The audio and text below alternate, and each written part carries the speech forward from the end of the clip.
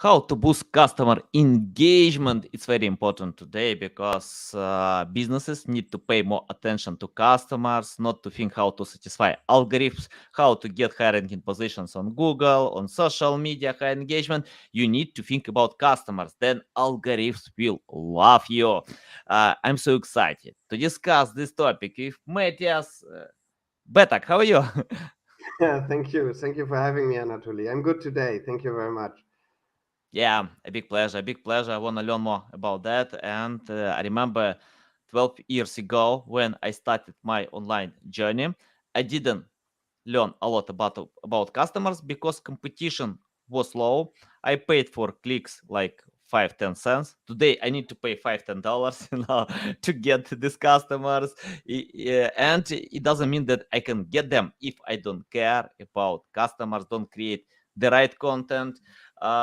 Matthias, before we start, just tell more about yourself, experience, background, about your business, and why you pay attention to satisfy customer intent. All right. So now I'm working for Odoscope. Odoscope does personalization in real time in the very session, even for unknown users. So it needs to take the data, and there's artificial intelligence to find out dynamic peer groups. So I'm going way into detail already, but we work very much with the data in real time, which is available.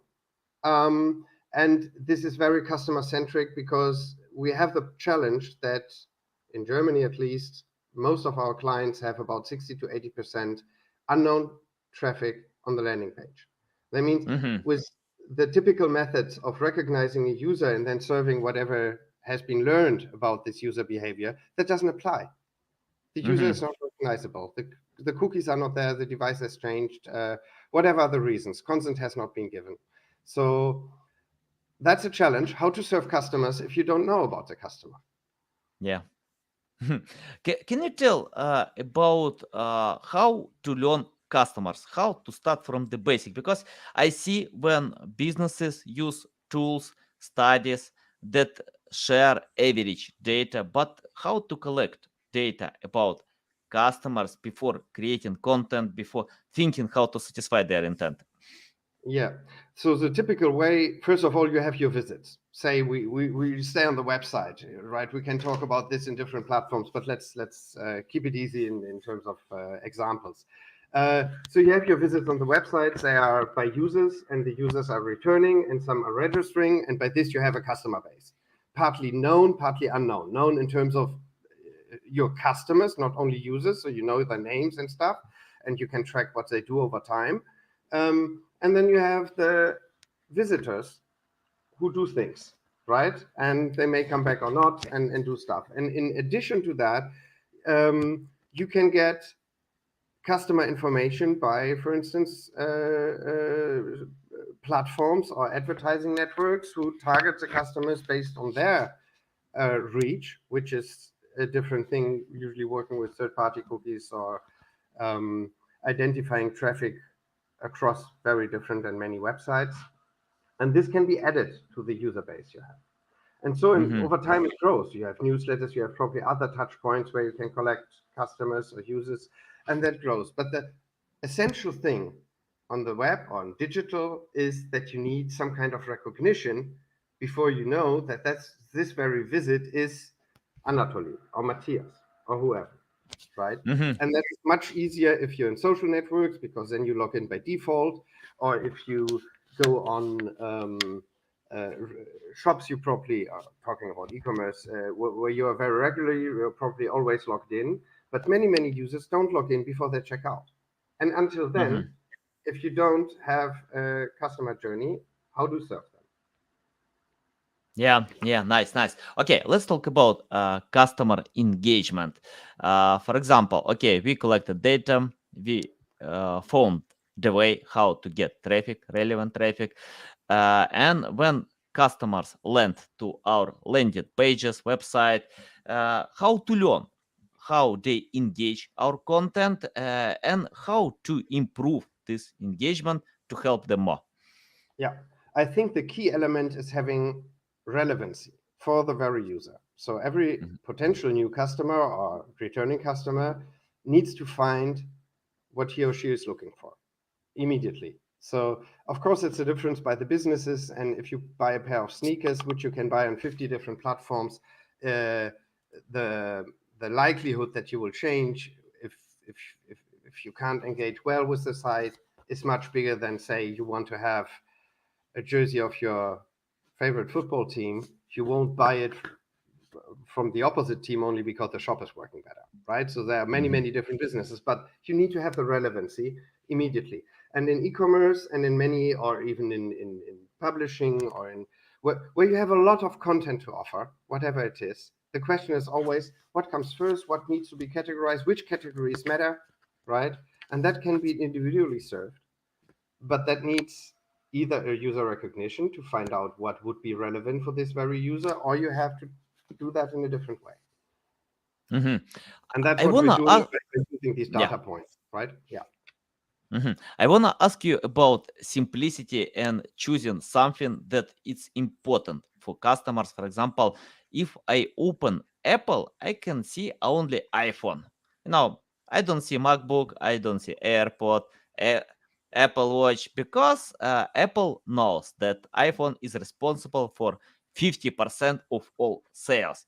But I see another issue with many different companies that are trying to sell almost everything from a single page. I mean, like from a home page to share all products, categories, and customers hate it. They don't know what to click, where It's to go, overwhelming.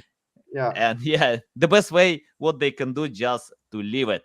And what I like, for example, on Apple as well, that it's simple, nothing special. I don't see long text, just make difference, simple, so simple. And it doesn't confuse me what I need to do. I think Apple knows that customers need this content. They trust brand, they have this authority, but it depends. It depends on different cases, issues.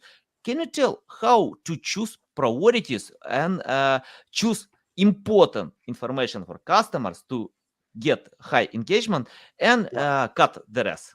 Yeah, I can. Well, the one thing which you talked about is the quality of the very product, right? And that plays for itself, of course. But Yeah. identifying if you have a vast amount of product or content or whatever to provide, and you have exactly this problem that what to do if you have 5,000 pair of jeans, which one comes on the first page and how to sort them.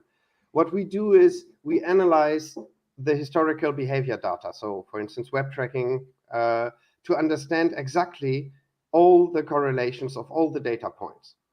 Um, and we do this for the web data in combination with the product data and in combination with CRM data and maybe even weather data or whatever may play a role. And we check across all data sources, all data point correlations to find out what's significant. And then you find out that people buy different products on a Monday than on a Wednesday or Thursday. Or you have very different buying behavior from people with iPhones versus Androids, or people in bigger cities behave different than in other cities. And combination of those. So an Android user from a mid-sized city in the north behaves different than an Apple user from a bigger city in the south, or whatever it is. This is almost like a data fingerprint by the shop if you do these correlations.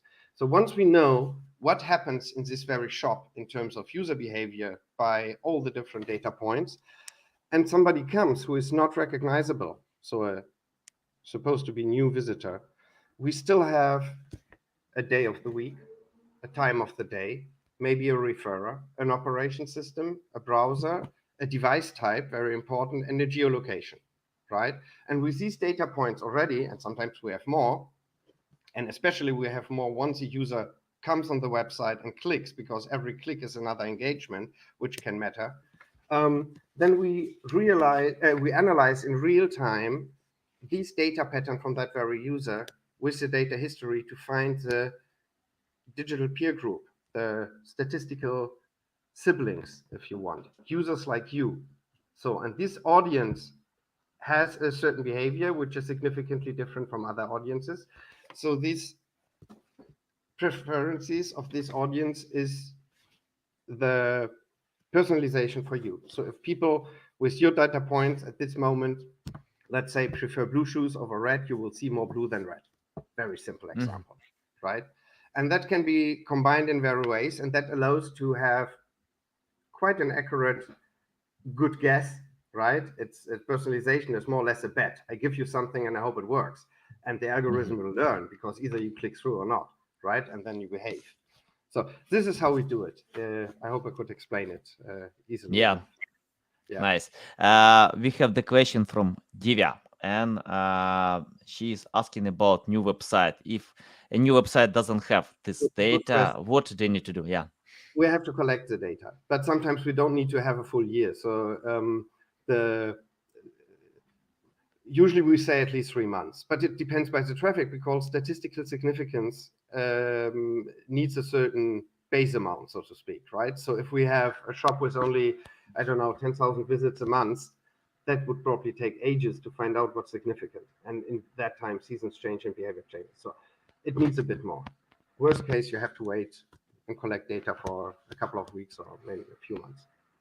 I think everyone starts from scratch, without data, and you can use best practices, tools, online studies, or learn on social media.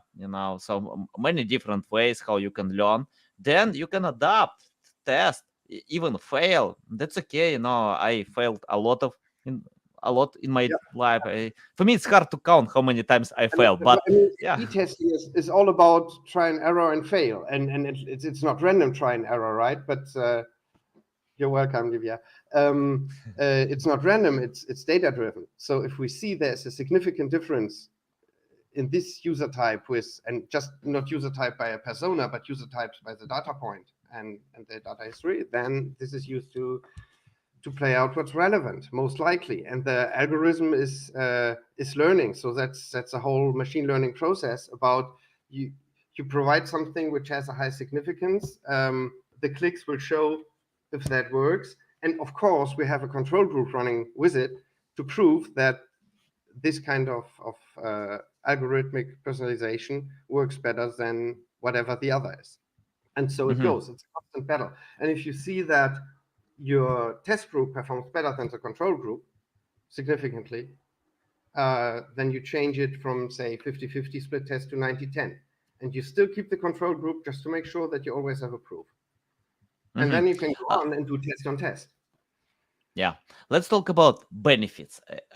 Benefits of intuitive touch interface, user interaction. So, can you list some benefits that companies can get by paying attention to increasing user experience? Yeah, anything about I that? mean, there are a lot of benefits because if you have more relevancy at first glance, not only after first click, but really at the moment the landing page is visible for the user, you have less bounce rate, you have more stickiness, so user will more likely come back or even finish a purchase. Usually have an increase in conversion lift, which means an increase in revenue.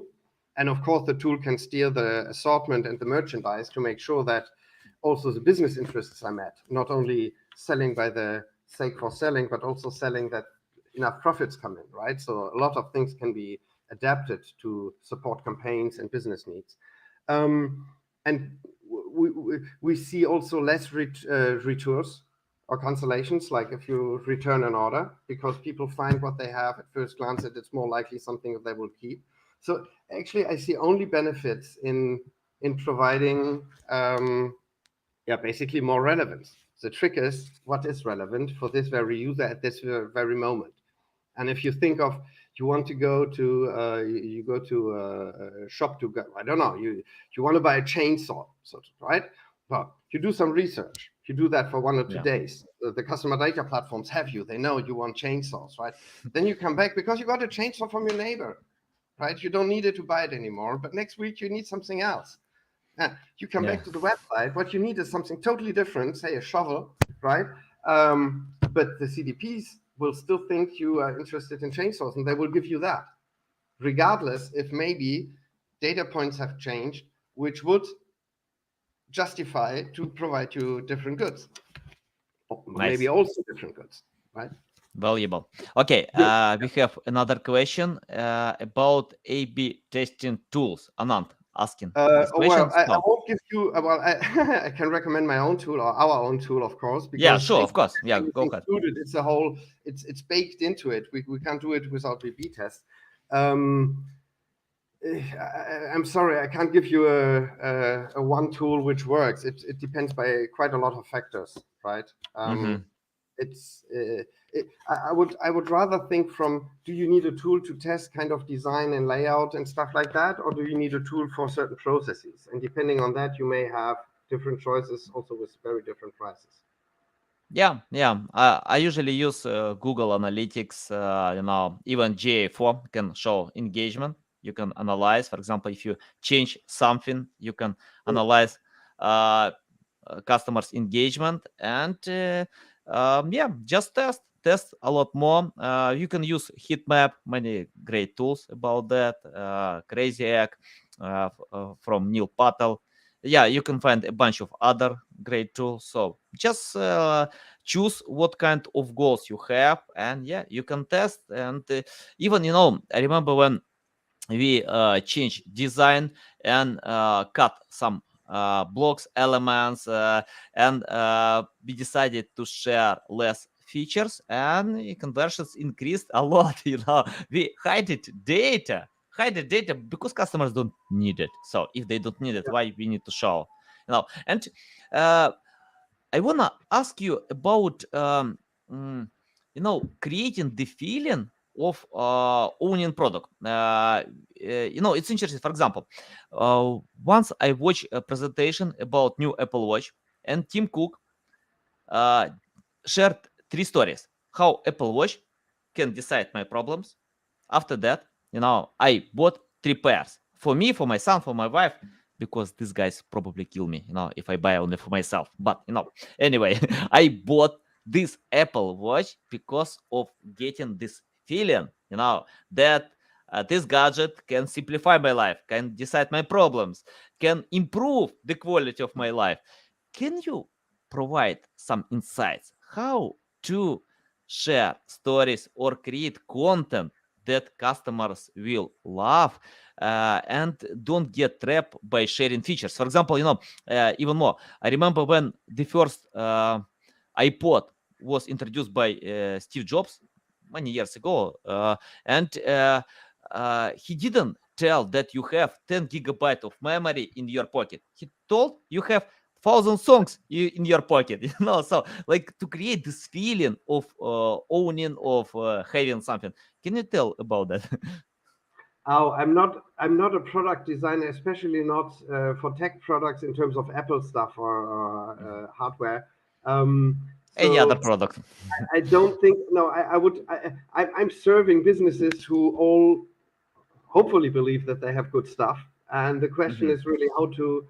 They know how to promote it. Basically, the question is um, how to find the right relevance. That's our job, right? And um, it must not be, I mean, of course, Apple is sexy, but it could be also relevant which kind of bricks you want to buy if you have a construction yard, right? And you just see bricks in front of you, a thousand Hmm. of different stones. I have no idea. So that also contains relevance because that's always a context between the user intention and what the site serves. Hmm. Let's talk about personalization. I decided to remove TikTok because this app learned my mind. When I usually check out TikTok in restroom, then I can't stop watching all these videos because TikTok knows what kind of content I like. Right? So Yeah. and after watching 2 hours, I got it. No way, I have no this time. I need to make a lot of other things. I fight with myself a few days. Then I decided to remove because TikTok knows how to provide relevant engagement Yeah. content for me now. And the same issue I have on But there you Amazon, for logged in. example. Sorry to interrupt, because that's a different thing. You're not an unknown user to TikTok. Maybe Yeah. you're not doing what you want because the machine is controlling you, but nevertheless, they recognize you and your behavior dictates what comes next. I disallow to control me, so that's why I remove I TikTok. tried it as well. It's not me. It's well, I'm probably too old for that. I just know basically how it works, TikTok, but I'm not a big consumer. Yeah, yeah. I recommend you don't set up TikTok if you. Okay, you can do it if you have the goal to create content. Yeah, that's Oh, okay. that's a different thing. No, I'm taking it from Yeah, if you wanna create content to promote your business to get yeah. results, yeah, it works. But if you consume, it's But better to the avoid. engagement they do, as far as I well, not only TikTok, it's also a lot in gamings and stuff. Is quite. They play tricks with your brain, right? It's Yeah. manipulative in a neurological way. It's just providing constant actions, and that's what they work with, right? And that's something where humans are very vulnerable at. Yeah, it's interesting because I Definitely. don't get the same experience on LinkedIn, on YouTube, on Instagram, just on TikTok. Yeah, TikTok provides a good job with personalization, with finding relevant content to show. Yeah, Yeah, so that's why I of removed course. TikTok and I have Instagram, Facebook, and LinkedIn because these platforms Yeah, can't I know even more. read my mind. Yeah. Okay. Let's talk about personalizing product lists. Can you Yeah. tell how to do it? Because uh, I see different styles. For example, on Amazon, I can see like 3, 4 items in one row and a lot of columns. So sometimes I can see only one item. You scroll down, can find another one. So how to find the balance between sharing a lot or less? Yes. So what we're doing, product listing is basically our main leverage point, and that's the Hmm. most powerful one, right? Because if a user wants exactly that product and knows it in advance, why should you can recommend additional products, but you shouldn't hinder that route, right?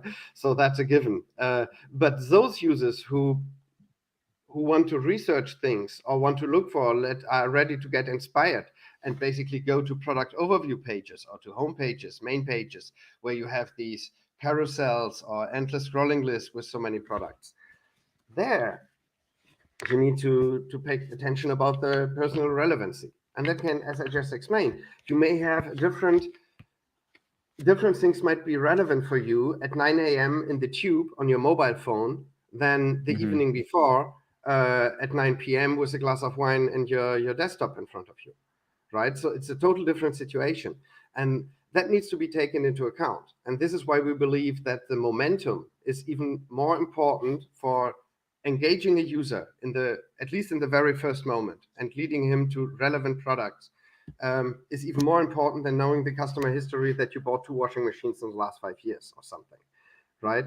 Uh, and so product lists are sorted by taking the data points I described before, so geographic, day, time, referrer, browser type, and so on, device Hmm. type, and analyzing users like you in real time and their preferences for this very view you want to have, say you're looking at thousands of genes, is returned as a score in the product list. So the product list gets scored and ranked for you based on your data points.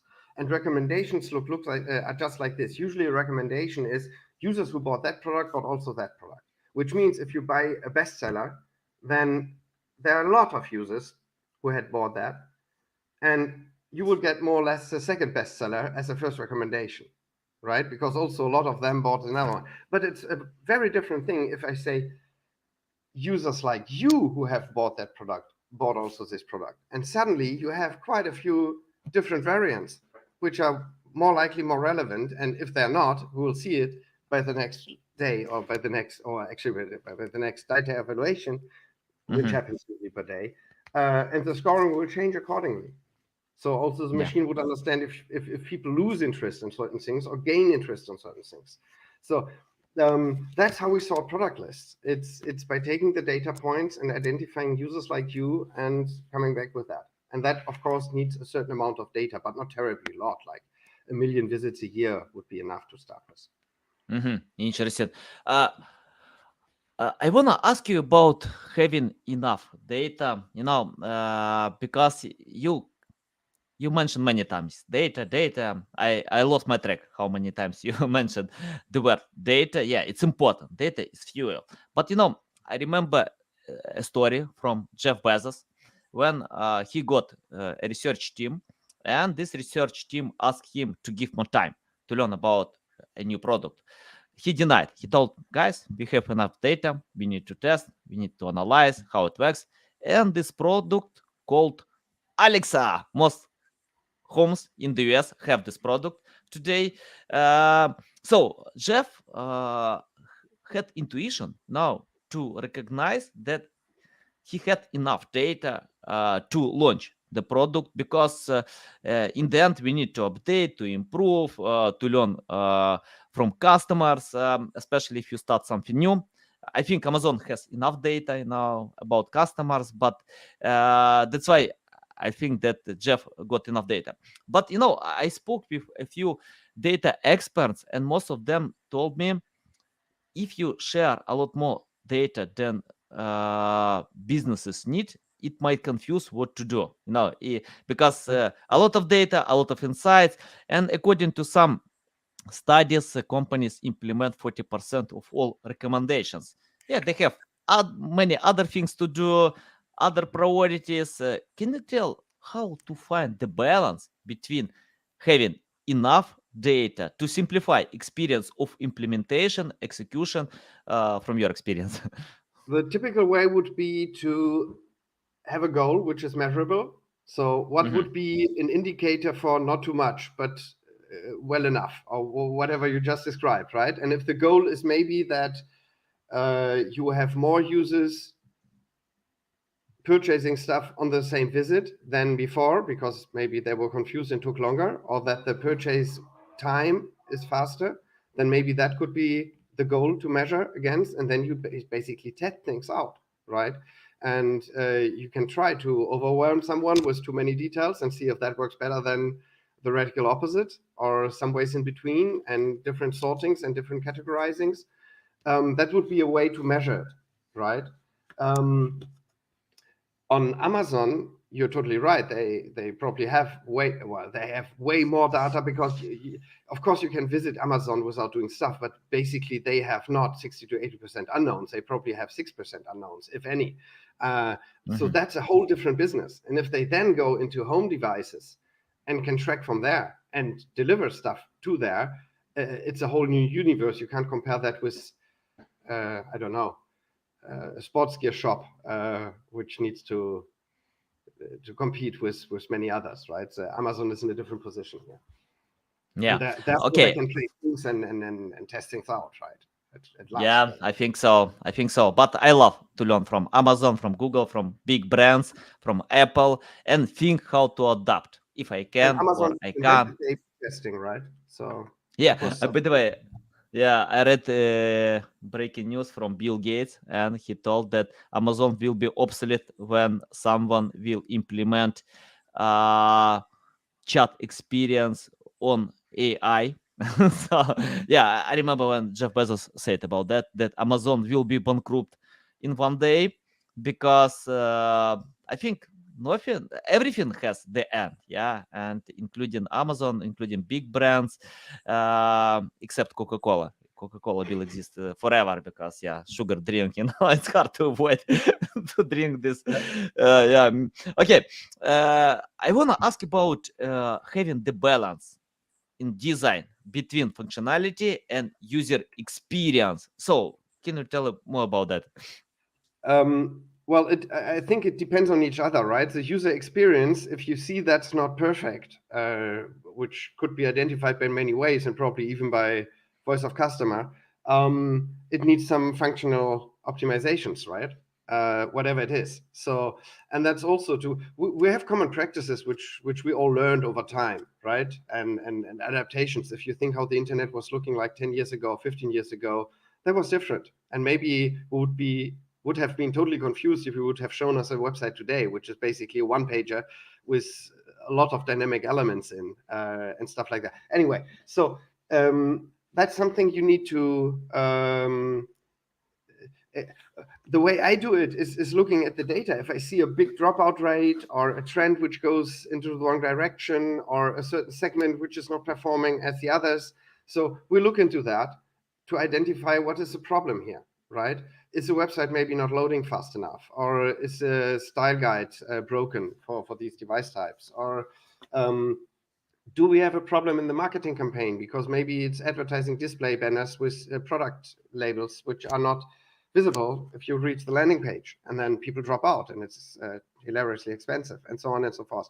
So all the optimization jobs I would do are based on data. So just because someone says the user journey or the customer the usability is not good, that's a fair opinion, but let's look into the data. Maybe it's even worse. Mm-hmm. Mm-hmm. Yeah, So, nice, nice. Okay, yeah. I have three questions left, and this question about learning customer feedback to keep improving, updating, and I remember interesting quote about that.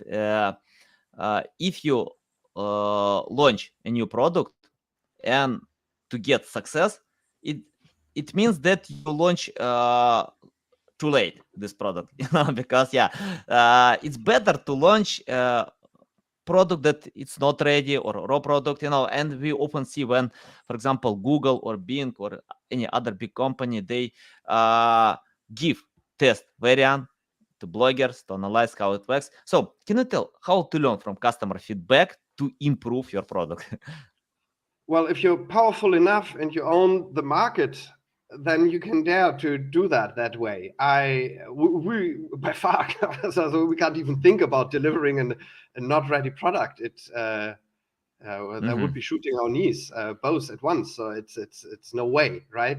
But maybe you mean something else where you have certain features enabled and more to come, kind of. Then it could still Yeah, be worth I think quality not talking product, about but Windows yeah, you settings, can right? update. Yeah, yeah. I mean, Wait, yeah, I mean if like that. If you launch a quality product, good product, but of course, the first version is far away from updates that you can yeah, implement. Yeah, it depends a bit. If it's a free product, nobody can complain. Then it's fair enough, so to yeah, speak, to have the first user generation kind of a beta tester group, right?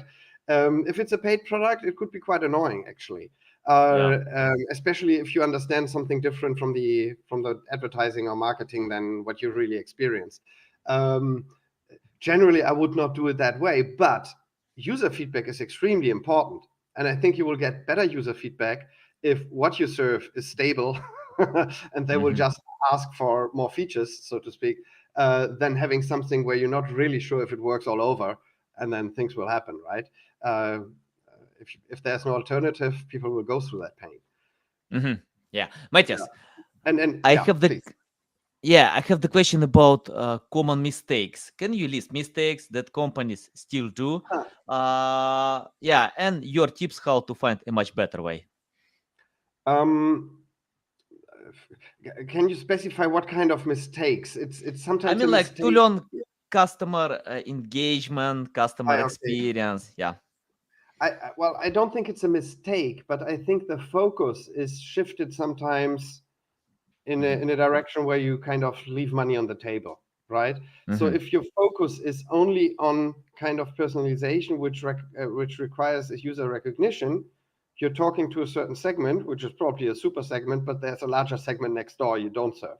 So that's one thing I would just encourage people to look at that. If you talked about engagement rates before, right? Not all the users are engaged. So either you have an average, or you're looking at the engagement rates of those users who are not bouncing. But how many were bouncing?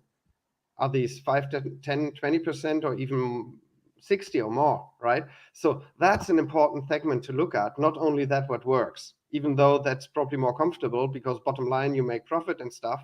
But there are still ways um, to let your business grow with kind of your own tools and your own data. You don't need to buy everything Yeah.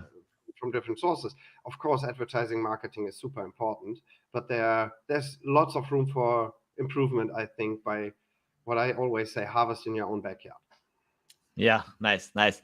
And Matthias, let's forget about your company, about your experience, um, because I found that I usually get high results with customers who understand SEO, because we can help with SEO services. And if they don't, I usually tell them, take my course, learn from Lily Ray, Mike Phillips, Jeff Coyle, many other great experts, because you can learn the basic. We can speak in one language, we can understand each other, and to go ahead. But if the if customers understand why we need to create high quality content, how to personalize content, how to simplify, why we need to have link building, PR, many other things, yeah, we can get high results. Uh, let's imagine you started today from scratch without any experience, knowledge, skills, completely from scratch. It's your first day in customer engagement. Can you tell what will you do today to learn more about getting the right knowledge? In that case, I would probably walk through the market research department or the product department, whoever can tell me what the company is doing and what they believe is working good and what is their target group. So Mhm. that's the very first thing to understand. And if you know who is your target group, next question is how you get that, right? How you tackle it, how do you meet the group, and how can you expand it, right? And then you come more and more into operational stuff. And customer engagement is pretty operational if you're not only talking about the umbrella, but actually do it on all the different touch points where that can apply, right? Mhm. And because I'm a data person, I would try to look as soon as possible into any kind of customer engagement data. So as you said, the engagement rate or the ratio between dropouts and purchases, or the bounces, or how the campaigns are working and what they cost then, and so on and that. That Mhm. would be my approach, right? But the very first thing is really to understand what is the business goal and what is the target audience, and how does that meet.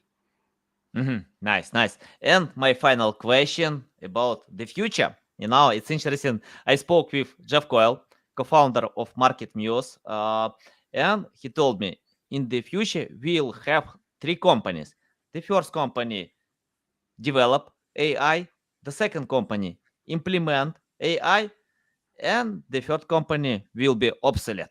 So you mentioned that you adapt AI. So can you tell your forecast prediction about the future, what kind of future will be, and how to adapt AI technology today to win in the future?